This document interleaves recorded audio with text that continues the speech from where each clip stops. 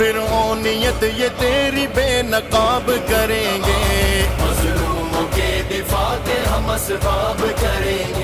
होते रहते हैं, लेकिन यहाँ पे एक जो चीज दिखी कि पैगंबर साहब पे डायरेक्ट टारगेट किया गया और उनके नाम से नारे लगाए गए और बीजेपी के सीनियर लीडर्स, विश्व हिंदू परिषद के सीनियर लीडर्स डायरेक्ट मॉब को लीड कर रहे थे। और एक और यूनिक चीज यहाँ पे देखने को मिली कि जेसीबी मशीन भी लेके आए थे मॉब में। जेसीबी मशीन का काम क्या है? किसी रैली अगर कोई ऑर्गेनाइज हो रही है तो जेसीबी मशीन का क्या काम है? और आज आप देख रहे हैं कि कोरोना से हमारा पूरा देश जूझ रहा है, जहां पे कोविड गाइडलाइंस भी कोई चीज होती है उनका भी वॉयलेशन किया गया। 4,500 से 5,000 लोगों की भीड़ ने वहां पे जुलूस निकाला, लोगों के घर तोड़े, मुसलमानों की मस्जिद को आग लगाई और पुलिस प्रशासन के सामने ये सब हो रहा था।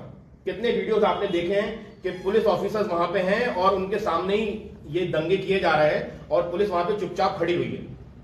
इतनी बड़ी रैली को अगर परमिशन दी थी, पहली चीज तो कोई ऑन रिकॉर्ड परमिशन हमें नहीं पता पड़ी। हमने जिससे ही बात करी तो हमें ये बताया गया कि ऑन रिकॉर्ड कोई परमिशन नहीं दी थी।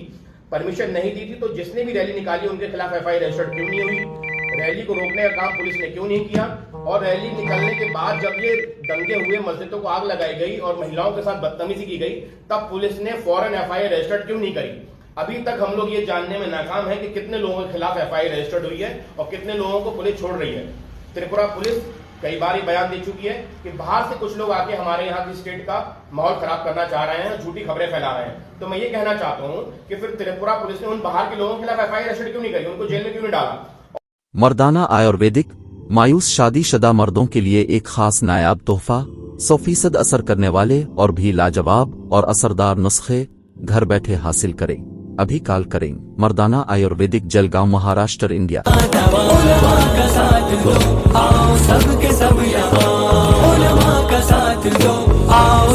सब यहाँ